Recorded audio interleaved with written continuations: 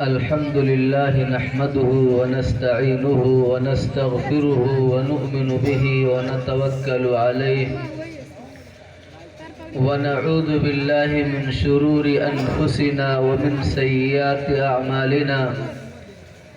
من يهده الله فلا مضل له ومن يضلله فلا هادي له ونشهد أن لا إله إلا الله وحده لا شريك له ونشهد أن محمدا عبده ورسوله أما بعد فأعوذ بالله من الشيطان الرجيم بسم الله الرحمن الرحيم قل هل يستوي الذين يعلمون والذين لا يعلمون إنما يتذكر أولو الألباب وقال الله تعالى إنما يخشى الله من عباده العلماء وعن أبي هريرة رضي الله عنه قال قال رسول الله صلى الله عليه وسلم من سلك طريقا يلتمس فيه علما سهل الله له به طريقا إلى الجنة وقال النبي صلى الله عليه وسلم ما اجتمع قوم في بيت من بيوت الله يتلون كتاب الله ويتدارسونه بينهم إلا نزلت عليهم السكينة وحفتهم الملائكة وذكرهم الله في من عنده صدق الله العظيم وصدق رسوله النبي الكريم ونحن على ذلك لمن الشاهدين والشاكرين. محترم علماء کرام، حاضرین مجلس اور پردہ نشین خواتین اسلام، پیارے بچوں اور بچیاں، بہت دیر سے آپ تمام حضرات علمی مجلس میں بیٹھے ہوئے ہیں، جس میں آپ کے سامنے ہمارے پیارے بچوں اور بچیوں نے اپنے پروگرام کو پیش کیا، اور اسی طرح اس جلسے کے ناظم صاحب کے ذریعے آپ کے سامنے بڑی قیمتی باتیں آئیں، اور شعرائے اسلام نے بڑے ہی اچھے انداز میں نبی اکرم صلی اللہ علیہ وسلم کی تعریف و توصیف بیان فرمایا، اور ہم سب کے بڑے حضرت مولانا محمد طاہر صاحب دامت برکاتہم العالیہ نے بڑی قیمتی بات بیان فرمائی۔ الغرض دینی باتوں کا ایک سلسلہ بہت دیر سے چل رہا ہے، جو اس بزم میں حاضر ہونے والوں کے لیے بڑی خوش قسمتی کی بات ہے، اس لیے کہ حضرت صلی اللہ علیہ وسلم کا ارشاد ہے مجتمع قوم فی بیت من بیوت اللہ یتلون کتاب اللہ ویتدارسونہ بینہم الا نزلت علیہم السکینہ وحفتہم الملائکہ وذکر اللہ فی من عندہ، کہ جب کچھ لوگ اللہ کے گھر میں سے کسی گھر میں اکٹھے ہو کر اس کی کتاب کو پڑھ رہے ہوں، پڑھا رہے ہوں، اس کا ذکر کر رہے ہوں، تو ایسی مجلس کو فرشتے گھیر لیتے ہیں، ان پر سکینے کا نزول ہوتا ہے، اور ایسے لوگوں کا تذکرہ اللہ تعالیٰ اپنی مجلس میں یعنی فرشتوں کی مجلس میں فرماتے ہیں۔ تو ہم تمام لوگوں کو ایسی مجلس میں شریک ہونے کا موقع ملا کہ جس مجلس کو فرشتوں نے گھیر رکھا ہے، اس لیے کہ بیت سے مراد صرف یہ نہیں ہے کہ صرف مسجد ہو، بلکہ اس سے مراد جگہ ہے، کوئی بھی جگہ ہو، چاہے وہ اللہ کا گھر ہو یا اور کوئی جگہ ہو، جس میں لوگ اکٹھے ہو کر اللہ کی کتاب کو سن رہے ہوں، سنا رہے ہوں، پڑھ رہے ہوں، پڑھا رہے ہوں، اللہ کا ذکر کر رہے ہوں، ایسی مجلس کو فرشتے گھیر لیتے ہیں۔ اللہ تعالیٰ ایسی مجلس والوں کا تذکرہ فرشتوں کے مجمع میں فرماتے ہیں۔ اور ایک دوسری حدیث میں ہے، آقا و مولا جناب محمد الرسول اللہ صلی اللہ علیہ وسلم نے ارشاد فرمایا کہ اللہ تعالیٰ ایسی مجلس میں شریک ہونے والوں کو معاف فرما دیتے ہیں، یہاں تک کہ فرشتے عرض کرتے ہیں کہ اے اللہ، اس مجلس میں ایک ایسا بندہ بھی معاف کر دیا گیا ہے جو بالقصد اس مجلس میں حاضر نہیں ہوا تھا، بلکہ وہ کہیں جا رہا تھا، لوگوں کو اکٹھا دیکھ کر اس مجلس میں شامل ہو گیا، تو کہا جاتا ہے کہ ایسے لوگ ہیں کہ جن کے پاس بیٹھنے والا کبھی محروم نہیں ہوتا ہے۔ بہرحال اس یقین کے ساتھ اور اس جذبے اور حوصلے کے ساتھ، اس امید کے ساتھ ہر انسان کو ایسی مجلس میں شریک ہونا چاہیے کہ مجلس کے ختم سے پہلے اللہ تعالی ہمیں معاف فرما دیتے ہیں۔ بہرحال یہ جو دینی مجلس منعقد کی گئی، یہ اس نسبت پر منعقد کی گئی کہ اس مدرسے میں تعلیم حاصل کرنے والے بچوں اور بچیوں نے اپنا پروگرام پیش کیا۔ یہ بڑی خوشی کی بات ہے، میں نے بچوں کا پروگرام سنا، جس سے اس بات کا اندازہ لگا کہ ان کے جو اساتذہ ہیں، ان کے جو ذمہ داران ہیں، ان بچوں کو نکھارنے اور سنوارنے کے لیے بڑی محنتیں کر رہے ہیں۔ ان چھوٹے چھوٹے بچوں نے مختلف پیرائے میں، مختلف انداز میں دین کی باتیں پیش کیا۔ اللہ تعالیٰ کی ذات سے امید ہے کہ اس انداز سے ان کی صلاحیتیں نکھریں گی اور مستقبل میں یہ قوم کے رہنما اور قوم کے رہبر بنیں گے، اور قوم کی طرف جو آنے والے حالات ہیں، جو حالات آ رہے ہیں، انشاءاللہ ان حالات کا مقابلہ کریں گے۔ اس مجلس میں آپ کو علماء کرام نظر آ رہے ہیں، حفاظ کرام نظر آ رہے ہیں، وہ بھی انہی مکاتب سے نکل کر کے، انہی مدرسوں سے نکل کر کے آج یہاں پر نظر آ رہے ہیں، جو اپنے اپنے علاقوں میں، اپنے اپنے گاؤں میں اور اپنے اپنے شہروں میں دین کی خدمت کر رہے ہیں اور آنے والے باہری داخلی فتنوں کا مقابلہ کر رہے ہیں۔ تو بہرحال یہ ہم سب کے لیے بڑی خوشی کی بات ہے کہ ایسے مدرسے قائم ہیں اور بچے دین کی تعلیم حاصل کر رہے ہیں، دین پڑھ رہے ہیں، اساتذہ ان کے اوپر محنتیں کر رہے ہیں اور لوگ ان کے پیچھے اپنے مالوں کو خرچ کر رہے ہیں۔ تو یہ دیکھ کر بڑی خوشی ہوتی ہے کہ انشاءاللہ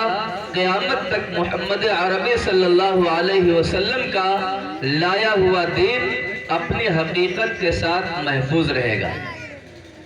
میرے بھائیوں اور دوستو، علم دین وہ نعمت ہے، علم وہ انعامات خداوندی ہے جس کو حاصل کرنا، جس کو پڑھنا، جس کو سیکھنا، یہ کار ثواب ہے، ثواب کا کام ہے، اور شروع ہی سے لوگ اس کے پیچھے محنتیں کرتے آئے ہیں۔ اگر ہم اپنی صلاحیت کو، اپنے مال کو اور اپنی استعداد کو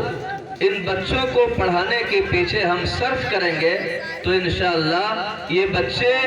ہمارے لیے اس دنیا میں بھی ذخیرہ ہوں گے، نجات کا ذریعہ ہوں گے، آخرت میں بھی ہمارے لیے نجات کا ذریعہ بنیں گے۔ اور سب سے بڑی بات یہ ہوگی کہ انشاءاللہ ان مکاتب کے راستے سے ان بچوں کو گزارنے کی وجہ سے ان کا ایمان محفوظ رہے گا، ان کا دین محفوظ رہے گا، یہ کسی طرح کے فتنے کے شکار نہیں ہوں گے۔ آج فتنے طرح طرح سے آ رہے ہیں جو ہمارے ایمان کو ختم کرنا چاہتے ہیں، اور بہت سارے لوگ جو ان مکاتب کا راستہ دیکھے ہوئے نہیں ہوتے ہیں ان فتنوں کا شکار ہو کر کے اپنے ایمان کا سودا کر لیتے ہیں، اپنے ایمان کو ختم کر دیتے ہیں۔ بڑے خوش نصیب ہیں وہ ماں باپ جو اس مادیت کے دور میں بھی اپنے بچوں کو ان مدارس کے اور ان مکاتب کے حوالے کرتے ہیں تاکہ بچوں کا ایمان بچ جائے، بڑوں کا ایمان بچ جائے، اس لیے کہ یہی بچے آگے چل کر کے بڑے ہوتے ہیں، اور جو جن کے ہاتھوں میں قوم کی لگام ہوتی ہے، قوم کی باغڈور ہوتی ہے، یہی بچے قیادت کرتے ہیں۔ صلاحیت ہر انسان کے اندر ہوتی ہے، لیکن جب صلاحیت کو غلط راستے کے اوپر ڈال دیا جاتا ہے تو پھر وہ انسان قیمتی نہیں بن پاتا۔ جیسے زمین ہوتی ہے، اگر زمین کے اوپر محنت کی جاتی ہے، زمین کے اوپر پانی ڈالا جاتا ہے، کھاد ڈالی جاتی ہے اور وقت وقت سے اس کی نگرانی کی جاتی ہے تو اس زمین کے اوپر پھول پودے اور قسم قسم کی چیزیں اگتی ہیں جس سے انسان فائدہ اٹھاتے ہیں۔ اور اگر اسی زمین کو چھوڑ دیا جائے، اس پر محنت نہ کی جائے، اس کی دیکھ بھال نہ کی جائے تو کچھ دنوں میں اسی زمین کے اوپر خاردار گھاسیں اور تکلیف دہ چیزیں اگ جاتی ہیں کہ اب انسان کے لیے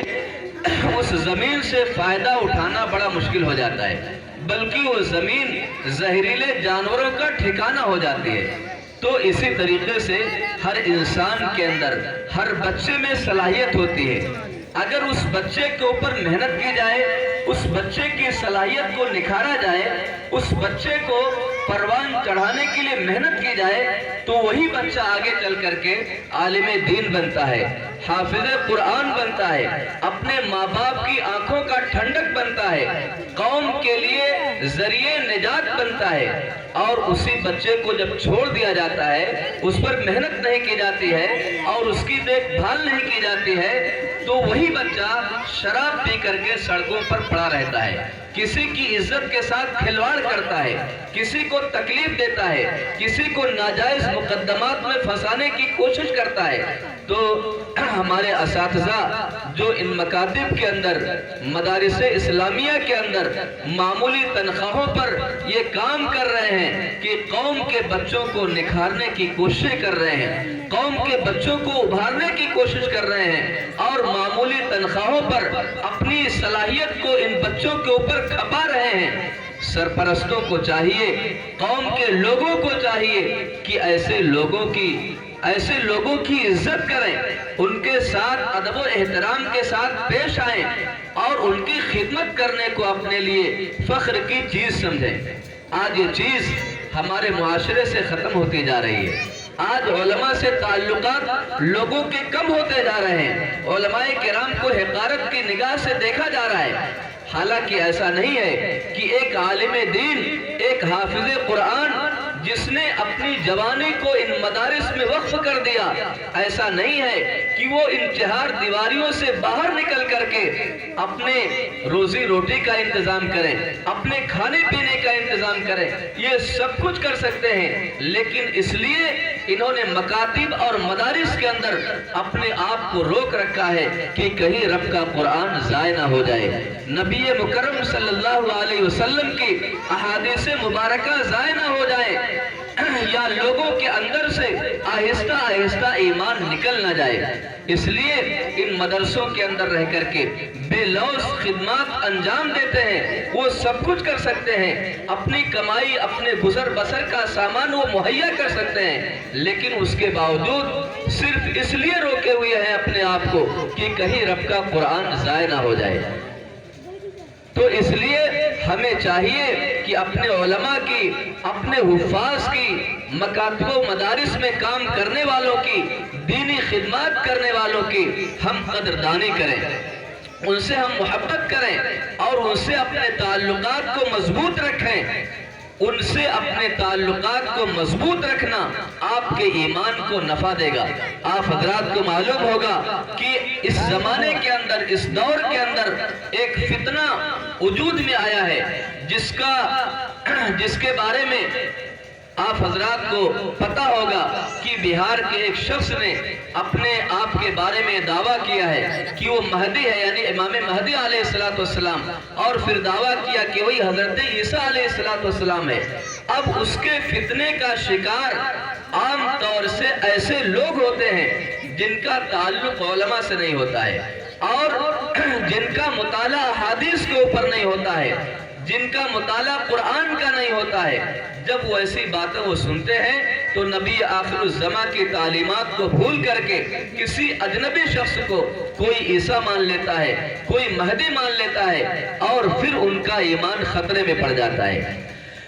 اگر ہم علماء کرام سے اپنے تعلقات کو مضبوط رکھیں گے، ان سے محبتیں رکھیں گے، اور ان سے ہم دینی رہنمائی حاصل کرتے رہیں گے، ان کے پاس ہم اٹھتے بیٹھتے رہیں گے، تو ایسے لوگوں کا حربہ آپ کے اوپر بالکل کام نہیں کرے گا۔ وہ آپ سے پھر دور ہو جائیں گے، آپ کے قریب آنے کی ہمت نہیں کریں گے۔ اس لیے ضرورت اس بات کی ہے کہ علماء کرام سے اپنا تعلق مضبوط رکھیں۔ ماشاءاللہ بچوں نے جو پروگرام پیش کیا، اس کا اندازہ بھی نہیں تھا کہ اس جیسے گاؤں میں اس طرح کے بچے اس خوبصورت انداز میں اپنے پروگرام کو پیش کریں گے۔ اللہ تعالیٰ جزائے خیر دے مولانا عتیق اللہ صاحب کو کہ انہوں نے محنت کیا اور بچوں کی صلاحیتوں کو ابھارا۔ آپ حضرات علماء کرام کی خدمت کریں گے، ان کے ساتھ محبت سے پیش آئیں گے تو وہ آپ کے بچوں کی صلاحیتوں کو اور ابھاریں گے۔ طالب المتعلم ایک کتاب ہے، اس کے اندر لکھا ہے کہ اگر علماء کے ساتھ اکرام کا معاملہ کیا جائے، ڈاکٹر کے ساتھ اکرام کا معاملہ کیا جائے، تو آپ کی بیماری بھی اچھی ہو جائے گی، آپ کے علم میں اضافہ بھی ہو جائے گا۔ لیکن اگر آپ نے ان کے ساتھ عداوت کیا، ان کے ساتھ دشمنی کیا، تو آپ کو دنیا اور آخرت دونوں طرح کی تکلیف اٹھانی پڑے گی۔ بہرحال یہ جو مجلس ہے، یہ علم کی مجلس ہے، یہ دین کی مجلس ہے، یہ قرآن کی مجلس ہے۔ ہمیں چاہیے کہ ہم ایسی مجلسوں کے اندر شریک ہوں۔ بڑا افسوس ہوا، گاؤں کافی بڑا دکھ رہا ہے، لیکن اس مجلس میں شریک ہونے والوں کی تعداد بہت قلیل ہے۔ اگر یہی مجمع خدا نخواستہ ناچ گانے کا ہوتا یا اور کسی طرح کا جو ہے یہ مجمع ہوتا، یہ مجلس ہوتی، تو یہاں پر جگہ نہیں ملتی۔ اگر بینڈ باجا یہاں پر بجتا، کوئی ناچنے والے ہوتے، تو بہت سارے لوگ کثیر تعداد کے اندر یہاں پر موجود ہوتے۔ یہ بہت دکھ کی بات ہے اور بڑے افسوس کی بات ہے کہ جن مجلسوں کے راستے سے آپ کا ایمان محفوظ ہوگا، آپ کے بچوں کا ایمان محفوظ ہوگا، آپ کے بچوں کا مستقبل روشن اور تابناک ہوگا، ایسی مجلس میں شریک ہونا آپ کے لیے باعث عار ہے۔ آپ کو ایسی مجلس میں شریک ہونے کا موقع نہیں ہے جس مجلس کے اندر آپ کے بچوں کی صلاحیتوں کو ابھارا جا رہا ہے، جو مجلس آپ کے بچوں کے مستقبل کو روشن کرنے کے لیے سجائی گئی ہے۔ ایسی مجلس میں شریک ہونے کے لیے آپ کے پاس موقع نہیں ہے۔ بہرحال اگر غلطی ہوئی ہے تو آئندہ اس کی اصلاح کریں۔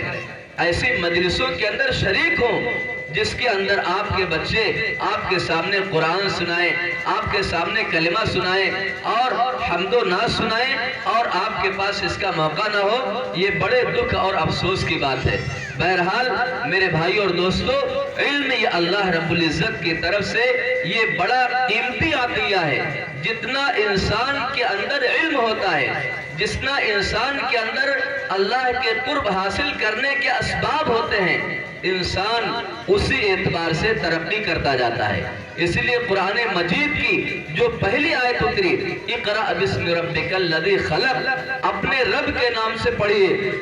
اقرأ بسم ربک الذی خلق، اپنے رب کے نام سے پیدا کیے پڑھیے، جس نے پیدا کیا، جس نے تمام چیزوں کو وجود بخشا۔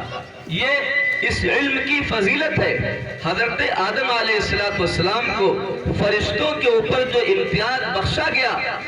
اس کی وجہ بھی علم تھی کہ فرشتوں نے جب اللہ کے سامنے یہ عرض کیا کہ اللہ رب العزت آپ ایسی مخلوق کو کیوں پیدا کرنا چاہتے ہیں جو زمین میں جا کر کے خونریزی کرے گی، فساد کرے گی، تو اللہ تعالیٰ نے فرمایا تھا انی اعلم ما لا تعلمون، میں جو جانتا ہوں تم نہیں جانتے۔ پھر اللہ تعالیٰ نے چند چیزوں کو پیدا فرمایا اور ان کا نام فرشتوں سے پوچھا۔ فرشتوں نے کہا کہ اللہ تعالیٰ ہمیں تو وہی معلوم ہے جو آپ نے ہمیں سکھایا ہے۔ پھر حضرت آدم علیہ السلام سے فرمایا آپ بتائیے، تو حضرت آدم علیہ السلام نے ان کے نام بتا دیے۔ تو پھر اللہ نے فرمایا انی اعلم ما لا تعلمون، مجھے جو معلوم ہے تم نہیں جانتے۔ تو بہرحال علم یہ ایک روشنی ہے، اس کی روشنی میں انسان اپنی زندگی کو طے کر سکتا ہے، اچھے اور برے کو پہچان سکتا ہے۔ اسی لیے اللہ کے نبی صلی اللہ علیہ وسلم نے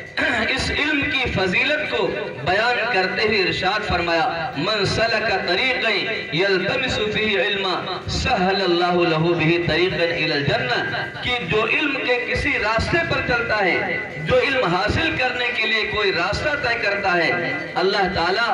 اس کے لیے جنت کا راستہ آسان کر دیتے ہیں۔ اور دوسری حدیث شریف میں ارشاد فرمایا گیا کہ جو علم حاصل کرنے کے لیے نکلتا ہے، جو علم حاصل کرنے کے لیے کوئی راستہ طے کرتا ہے، جب تک اپنے گھر واپس نہ آ جائے وہ اللہ کے راستے میں ہوتا ہے۔ اس لیے میرے بھائی اور دوستو، ہمیں اپنے بچوں کے اوپر دھیان دینے کی ضرورت ہے۔ ہمارے بچے جو حاصل کر رہے ہیں یہ بڑی اونچی چیز حاصل کر رہے ہیں، اور اسی طرح ہر بندے کے اندر یہ شوق ہونا چاہیے کہ جس بات کا اسے علم نہیں ہے اس کے سیکھنے کے اندر اسے عار نہ ہو، اسے جھجک نہ ہو، اور علم حاصل کرنے کا کوئی مخصوص زمانہ نہیں ہے کہ اس کی عمر 10 سال ہے یا 15 سال ہے۔ صحابہ کرام رضوان اللہ علیہ مجمعین نے بڑی بڑی عمروں کے اندر علم حاصل کیا ہے، اور علم حاصل کرنے کے لیے دور دراز منزلوں کو طے کیا ہے، تکلیف دہ راستوں کو طے کیا ہے۔ دمشق کے اندر حضرت ابو دردہ صحابی رضی اللہ عنہ تشریف فرما تھے۔ ایک صاحب تشریف لائے اور عرض کیا کہ اے اللہ کے رسول کے صحابی، مجھے معلوم ہوا ہے کہ آپ کوئی حدیث رسول اللہ صلی اللہ علیہ وسلم کی جانب سے بیان کرتے ہیں۔ تو حضرت ابو دردہ صحابی رضی اللہ عنہ نے عرض کیا کہ کیا تمہارا یہاں آنے کا مقصد صرف علم حاصل کرنا ہے؟ انہوں نے فرمایا کہ ہاں صرف یہی مقصد ہے۔ تو ان کو فضیلت سنائی کہ جو علم حاصل کرنے کے لیے کسی راستے پر چلتا ہے، اللہ تعالیٰ اس کے لیے جنت کا راستہ آسان کر دیتے ہیں، اور ایسے شخص کے پیر کے نیچے فرشتے اپنا پر بچھاتے ہیں۔ تو ہمیں بھی چاہیے کہ جو چیز ہمیں معلوم نہیں ہے اس کو حاصل کرنے کے لیے ہم علماء کے پاس پہنچیں، اپنی معلومات میں اضافہ کریں، اور علم اس لیے حاصل کریں تاکہ ہم اس کے اوپر عمل کریں۔ آج میرے بھائی اور دوستو، ہمارے اندر دونوں چیزوں کی کمی محسوس ہو رہی ہے۔ نہ تو ہمارے اندر علم حاصل کرنے کا شوق موجود ہے، صحابہ کرام پیدل چلنے کی حالت میں بھی علم حاصل کرتے تھے، سواریوں پر سوار ہونے کی حالت میں بھی علم حاصل کرتے تھے۔ الغرض انہیں جو بھی موقع ملتا تھا، جب وہ نبی اکرم صلی اللہ علیہ وسلم کی خدمت میں آتے تھے تو کوئی نہ کوئی سوال کرتے تھے۔ کوئی عرض کرتا ہے اللہ کے نبی مجھے ایسی بات بتا دیجئے جو میرے لیے ذریعہ نجات ہو جائے۔ الغرض صحابہ کرام رضوان اللہ علیہ مجمعین کے اندر یہ شوق تھا، اس وجہ سے ان کو علم حاصل ہوا، اور اس علم کی روشنی میں انہوں نے اپنی زندگیوں کو گزارا۔ آج میرے بھائی اور دوستو، ہمارے اندر دونوں طرح کی کمی موجود ہے۔ نہ تو علم حاصل کرنے کا شوق ہمارے اندر موجود ہے، اور جو علم ہمیں حاصل ہے نہ ہی اس پر عمل کرنے کا جذبہ اور حوصلہ ہمارے اندر موجود ہے۔ نہ ہم علم حاصل کرتے ہیں اور جو معلومات ہمیں حاصل ہے اس پر عمل کرنے کی بھی کوشش نہیں کرتے ہیں۔ جب یہ دونوں چیزیں ہمارے اندر آئیں گی کہ ہم علم حاصل کرنے کا شوق اپنے اندر رکھیں گے اور اپنی معلومات پر عمل کرنے کا جذبہ اور حوصلہ رکھیں گے، انشاءاللہ ہمارا مستقبل روشن اور تابناک ہوگا۔ آج بہت سارے بچے علم حاصل کر لیتے ہیں، لیکن جب وہ گھروں کے ماحول میں پہنچتے ہیں، گھر کے ماحول میں وہ پہنچتے ہیں، اپنے ماں باپ کو دیکھتے ہیں، اپنے بھائیوں کو دیکھتے ہیں، اور وہاں پر وقت کو گزارتے ہیں تو ان کی نمازیں فوت ہو جاتی ہیں اور ان کے اوقات غفلت کے ساتھ گزرنے لگتے ہیں. پھر لوگ انہیں لان تان کرتے ہیں کہ دیکھو کیسا بچہ ہے جس نے قرآن حفظ کر لیا, جس نے مدرسے میں پڑھائی کی, وہ نماز نہیں پڑھ رہا ہے. لیکن میرے بھائی اور دوستو, ان کو کوسنے سے پہلے ہم اپنے نفس کا جائزہ لیں کہ ہم نے اپنے گھر کے ماحول کو کیسا بنایا. کیا ہمارے گھر کے اندر نماز کا ماحول ہے؟ کیا ہمارے گھر میں تلاوت کا ماحول ہے؟ کیا ہمارے گھر میں ذکر و اذکار کا ماحول ہے؟ کمی اس طالب علم کے اندر نہیں ہے جو مدرسے سے پڑھ کر کے آیا اور گھر آ کر کے بے نمازی ہو گیا. کمی ہمارے اندر ہے کہ ہم نے اپنے گھر کو علم سے خالی رکھا, ہم نے اپنے گھر کو دینی اعمال سے خالی رکھا, اور وہ بچہ ہمارے گھر کے اندر آ کر کے ہمارے بدعمالی کی نحوست سے متاثر ہو گیا. تو میرے بھائی اور دوستو, ہم علم ہر آن میں حاصل کریں, علم کو سیکھیں, اپنے بچوں کو سکھائیں اور اس پر عمل کرنے کی ہم پوری کوشش کریں. جب ہمارے اندر عمل آئے گا تو پھر وہ عمل ہمیں جنت کے راستے کے اوپر لے کر جائے گا. اور ہم اپنے ان بچوں کے اوپر خوب محنت کریں, ان کی نگرانی کریں کہ ہمارا بچہ نماز پڑھ رہا ہے کہ نہیں پڑھ رہا ہے, ہمارا بچہ مدرسے میں جو سبق سیکھا ہے اس کو گھر پہ پڑھ رہا ہے کہ نہیں پڑھ رہا ہے, کہاں ٹہل رہا ہے, کہاں جا رہا ہے. مکمل ہم اس کی نگرانی کریں, تب جا کر کے ہمارے بچے کا مستقبل روشن ہوگا. آج ہمارے اندر اس چیز کی فرصت ہی نہیں ہے کہ ہم اپنے بچے کی دیکھ بھال کریں. ایک سامان کا تیار کرنا, ایک سامان کو بنانا, ایک قیمتی سے قیمتی چیز کو وجود میں لانا اس زمانے کے اندر بڑا آسان ہے, لیکن ایک بچے کو انسان بنانا اور بہترین طالب علم سے بنانا, علم کا حاصل کرنے والا بنانا, یہ بڑا مشکل کام ہے. اس کے لیے آپ کو اپنا وقت نکالنا پڑے گا. آج مدرسے میں یہ دیکھا جاتا ہے کہ بچہ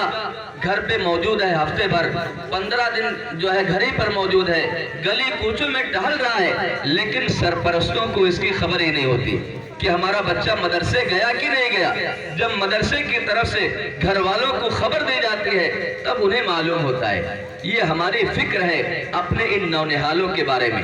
اس لیے ضرورت اس بات کی ہے کہ اپنے بچوں کے اوپر ہم خاص طور سے دھیان دیں.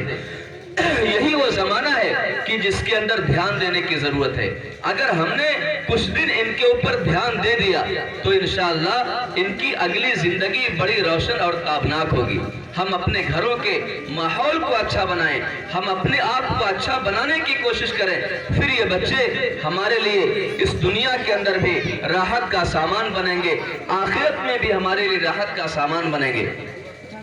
ہمارے شیخ حضرت مولانا منیر احمد صاحب نور اللہ مرقدہ نے ایک واقعہ سنایا کہ ماں باپ اپنے بچوں کے ساتھ سفر کر رہے تھے, کہیں پر جا رہے تھے, راستے میں گاڑی حادثے کا شکار ہوئی, باپ ادھر گرے اور ماں ادھر گری ہوئی ہے اور بے ہوشی کی حالت میں ہو گئے اور بچے بھی زخمی پڑے ہوئے ہیں. ان میں سے ایک بچہ جس کو ہوش و حواس تھا, جس کو چوٹ کم لگی ہوئی تھی, وہ فوراً اٹھا اور اپنی ماں کے پاس گیا اور اس نے اپنی ماں سے جو جملہ کہا وہ بڑا قیمتی جملہ ہے, سنہرے حروف سے لکھنے کے قابل ہے. اس بچے نے اپنی ماں سے کہا, چونکہ بچوں کو اپنی ماں سے زیادہ تعلق ہوتا ہے, بچے نے اپنی ماں سے کہا کہ والدہ محترمہ آپ کا آخری وقت ہے, آپ کلمہ پڑھ لیجئے. آپ نے ہمیں سکھایا تھا کہ جس کا پہلا کلمہ لا الہ الا اللہ ہو, جس کا آخری کلمہ لا الہ الا اللہ ہو, وہ جنت میں داخل ہوگا. والدہ آپ کا آخری وقت ہے, آپ کلمہ پڑھ لیجئے. ماں نے کلمہ پڑھا لا الہ الا اللہ محمد الرسول اللہ, اور پھر اس کی روح پرواز کر گئی. پھر وہ بچہ اپنے باپ کے پاس گیا اور والد محترم سے بھی یہی کلمات دہرائے کہ والد محترم آپ نے ہمیں سکھایا تھا کہ جس کا پہلا کلمہ لا الہ الا اللہ اور آخری کلمہ لا الہ الا اللہ ہو وہ جنت میں داخل ہوگا. آپ کا آخری وقت ضرورت ہے کلمہ پڑھ لیجئے۔ چنانچہ والد نے بھی کلمہ پڑھا اور روح نکل گئی۔ میرے بھائی اور دوستو، یہ ماں باپ کی تربیت کا نتیجہ ہوتا ہے کہ اس ماں نے اور اس باپ نے اپنے بچے کے اوپر محنت کیا اور اس کی دیکھ بھال کیا، اس کو کلمہ سکھایا، کلمے کی فضیلت اس کو بتلایا۔ وہ بچہ اسی دنیا کے اندر اس کے لیے راحت کا سامان بن گیا، اور دونوں ماں باپ اس دنیا سے کلمے کی حالت میں تشریف لے گئے۔ اس لیے میرے بھائی اور دوستو، یہ ہمارے بچے یہ بڑے قیمتی ہیں۔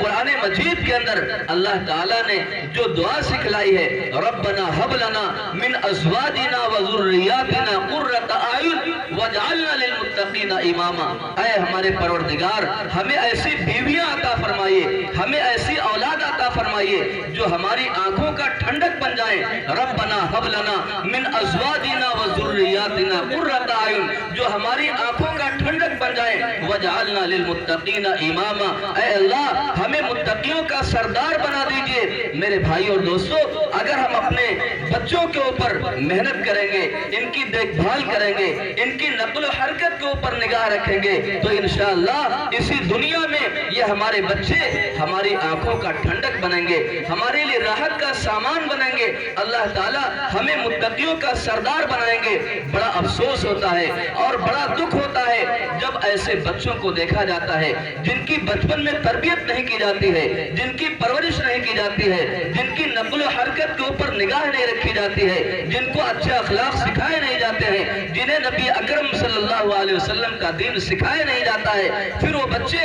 اوباش ہو جاتے ہیں، وہ بچے جواری اور شرابی ہو جاتے ہیں، وہ بچے نشے کے عادی ہو جاتے ہیں، اور جب اپنے ماں کو اور اپنے باپ کو وہ گالیاں دیتے ہیں، مارتے ہیں، فحش کلمات کہتے ہیں، اور ایسی بھی کارگزاریاں ہیں کہ بچے ڈنڈے اور لاٹھی سے اپنے ماں کی اور اپنے باپ کی پٹائی کرتے ہیں، جس سے وہ زخمی ہو جاتے ہیں۔ اور ایسے واقعات بھی دیکھے گئے کہ اگر محلے کے لوگوں نے آ کر مزاحمت نہیں کی ہوتی تو بیٹے اپنے باپ کو دفن کر دیتے، ختم کر دیتے۔ میرے بھائی اور دوستو، یہ بچوں کے اوپر نگاہ نہ کرنے کی بات ہے، ان کی تربیت نہ کرنے کی بات ہے۔ اس لیے تمام حضرات سے یہ درخواست ہے کہ اپنے بچوں کے اوپر خاص طور سے نگاہ رکھیں اور ان کی تعلیم و تربیت کی فکر کریں، اور اس سے پہلے اپنے آپ کو بھی صحیح کرنے کی کوشش کریں۔ اگر ہم نے اپنے آپ کو صحیح نہیں کیا، اپنی دینی زندگی کے رخ کو صحیح نہیں کیا، پھر بچے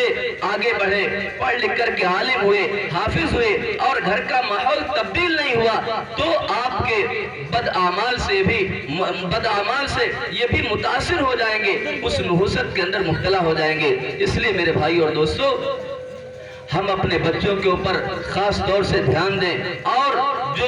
ان بچوں کے ذمہ داران ہیں، جو انہیں پڑھتے پڑھاتے ہیں، ان کے ساتھ عزت کے ساتھ پیش آئیں، ان کے ساتھ ادب و احترام کے ساتھ پیش آئیں، ان سے علم دین حاصل کرنے کی کوشش کریں۔ انشاءاللہ پھر آپ بھی نیک بنیں گے، آپ کے بچے بھی نیک بنیں گے، اور آپ کا گھر راحت کا ایک نمونہ ہوگا، آپ کے گھر میں ذکر و اذکار کی محفلیں قائم ہوں گی۔ اس لیے ہم درخواست کریں گے تمام لوگوں سے کہ اپنے گھروں میں دینی کتابیں رکھیں، اپنے گھروں کے اندر دینی تعلیمات کو زندہ رکھیں، اپنے گھروں میں نماز کے مذاکرے کریں، اپنے گھر میں قرآن کی تلاوت کے ماحول بنائیں، تاکہ خود بھی آپ نیک ہوں، آپ کے بچے بھی نیک ہوں۔ اللہ تعالی ہم سب کو کہنے سننے سے زیادہ عمل کرنے کی توفیق نصیب فرمائے۔ وآخر دعوانا ان الحمدللہ رب العالمین۔